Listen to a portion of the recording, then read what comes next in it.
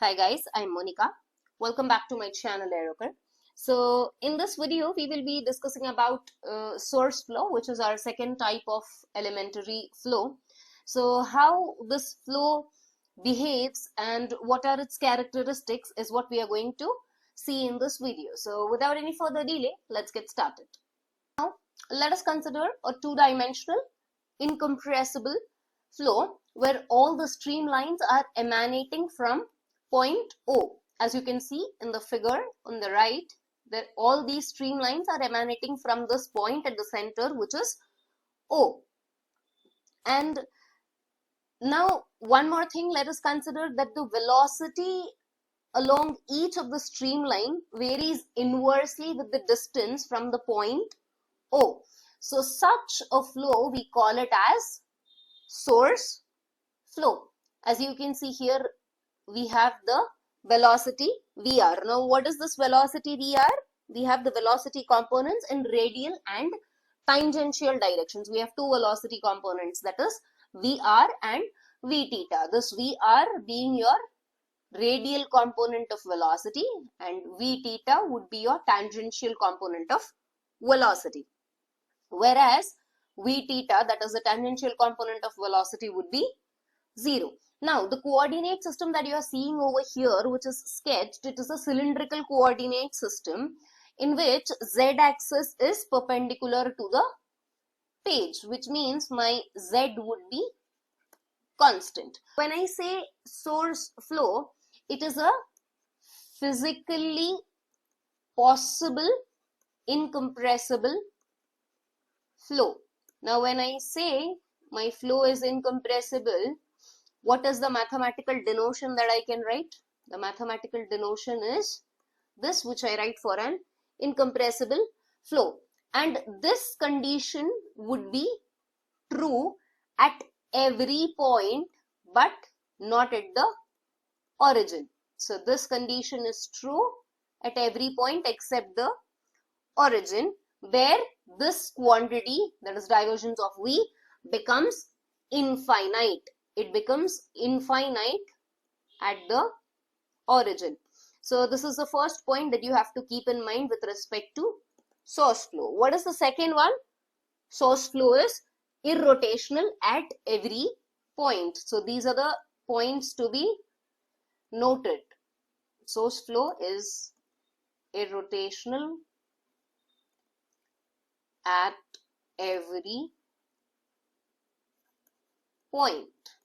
Now this was about source flow, what we saw from one point O, the flow is radially moving outside. What if I say that this now the vice versa is going to happen? That is, the direction of the flow is going to change. All the streamlines are going to come and merge into the center point O. What will I call this kind of flow, where all the streamlines are directed towards the point O, which is our origin? So this flow is known as our sink flow. Now for a sink flow also, the streamlines are the radial lines along which the velocity varies inversely with distance from point O. So basically sink flow is nothing but a negative source flow. So if you want to have a look at the velocity which is sketched in the same pattern, so this would be theta, this would be your r, and this would be your minus vr. Now have a more closer look at the velocity field of this source flow and sink flow. Now by definition we know that velocity is inversely proportional to the radial distance r. Velocity is inversely proportional to radial distance r. This velocity variation that we are seeing is a physically possible flow because it yields me this, correct? Moreover, if it is only such velocity variation for which the relation divergence of velocity is equal to 0 is satisfied for the radial flows.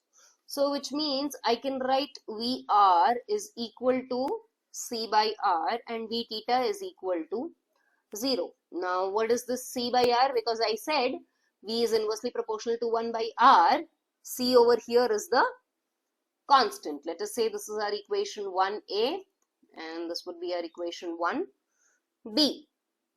So this value of constant that we have, it is related to the volume flow from the source. Whatever volume is flowing from the source, this constant is related to that. Now what we will do is we will consider a depth of length L perpendicular to the page, that is a length along the z-axis in the three-dimensional perspective which I was saying. So here in the three-dimensional perspective, if you look at this source flow, this is our point origin, this is the z-axis. So along the z-axis we have taken this length L, this is your VR, theta, and this ds that we have considered is the elemental surface area. Now what are we going to do with this three-dimensional thing? Let us have a look. What we will do is we'll consider a mass flow across the surface of the cylinder of radius r. So we have this cylinder which is of radius r and we are going to consider a mass flow across the surface of this cylinder, and the length of the cylinder, as I said, is L. So if you consider the elemental mass flow across the surface, so out of this whole surface, what we are going to do is we'll consider only one small elemental area. So this small elemental area is ds. So if I want what mass is flowing over this particular strip of ds, that particular strip which we are considering, the ds, if I want to write the mass flow with the help of the mass flow equation, can we write it as in this way, rho v ds, which is equal to rho v r into r d theta into L, with the help of the mathematical formulation. Now what is VR? VR is the radial velocity, and this VR is same value at any location of theta for fixed radius r. Now because we have a fixed radius, so VR will also be same at any value of theta or any location of theta. So if I want to now write the total mass flow across the surface of the cylinder, what we are going to do? We are certainly going to integrate the equation. So taking the total mass flow, what do we get? Now upon integrating, in order to obtain the mass flow over the whole surface of the cylinder and performing mathematical manipulations, you get mass flow as 2 pi RL rho into VR. Let us say this is our equation 2. Now we know that we can write density as mass by volume. So my m dot would be m by s, correct? That is mass flow rate as mass per unit second. If I write m dot by rho, then can I write it as v by s, which can be written as v dot, correct? So this gives me v dot is equal to m dot by rho, which would be equal to 2 pi RL V R. So my v dot would be 2 pi RL VR. Let us say this is our equation 3. Now this is the volume flow rate that we have got over here in equation 3. What if I say I want the rate of volume flow per unit length along the cylinder, per unit length, which will be denoted by this, and let us say this v dot by L, that is rate of volume flow per unit length, is denoted by this symbol. Now this symbol is known as your uppercase lambda. We have one lambda which you usually observe in mathematics during your matrices, and this is also the another type of lambda, that is the lowercase lambda. So do not get confused between the symbols when I say lambda, this is the uppercase lambda, which is known as source strength. So this defines your source strength. Now, as I said, this lambda would be equal to V dot by L, which I can write it as 2 pi r v velocity. It would be lambda by 2 pi r.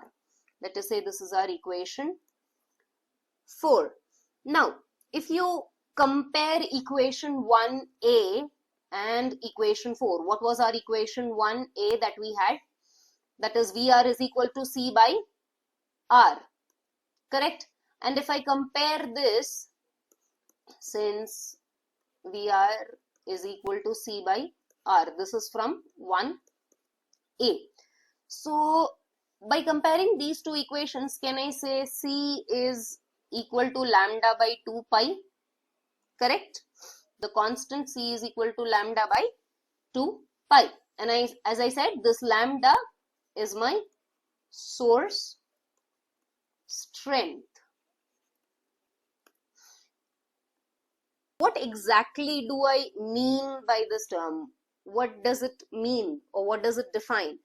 It is nothing but physically the rate of volume flow from the source per unit depth perpendicular to the page. Now the reason I'm saying perpendicular to the page, because we have considered here the two-dimensional plane. So whatever rate of volume flow you're seeing from the source, that is from the point O, per unit depth, that is what is known as your source strength. And the units of this source strength would be either meter square per second or feet square per second. Now, if you have a positive value of this source strength, that is your lambda, if it is a positive value, then it represents a source, which means my flow is emanating or coming out from the point O. And if you have a negative value for this source strength, it indicates it is a sink flow. Now, if you want to write velocity potential for this source flow from 1A and 1B, we know VR and V theta. Also, in terms of velocity potential, we know how VR and V theta are written. So VR would be dou phi by dou r, and V theta is 1 by r into dou phi by dou theta. So this is the velocity potential, that is velocities in terms of velocity potential. Now for a source flow, we already have VR and V theta, correct? So if I want to write, we know that VR, that is radial velocity in terms of velocity potential, is given by dou phi by dou r. And for a source flow, what did we get from equation 4 over here? That is lambda by 2 pi r. Let us say this is our equation 5. And what would be V theta? V theta would be equal to 0, which is equal to 1 by r into dou phi by dou theta. So V theta would be 0 for a source flow. This is our equation 6. Now, if I integrate this equation 5 with respect to r, integrating equation 5 with respect to r. So post integration, what do we get? Now, upon integration, we get this equation. Phi is equal to this. Let us say this is our equation 7. Similarly, let us integrate equation 6 with respect to theta. So upon integration, this is our equation, constant plus f of r. Let us say this is our equation 8. Now if I compare these two equations, that is equation 7 and 8, we can say f of r is equal to lambda by 2 pi into ln of r, and f of theta is equal to constant. So what we can do is we can drop off this constant without any loss. Like if you even drop the constant, there would be no such loss in terms of your values when you're calculating a flow.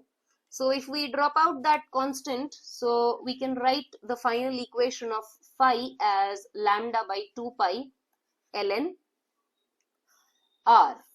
So let us say this is our equation 9. Now this equation 9 is the velocity potential for a two-dimensional flow.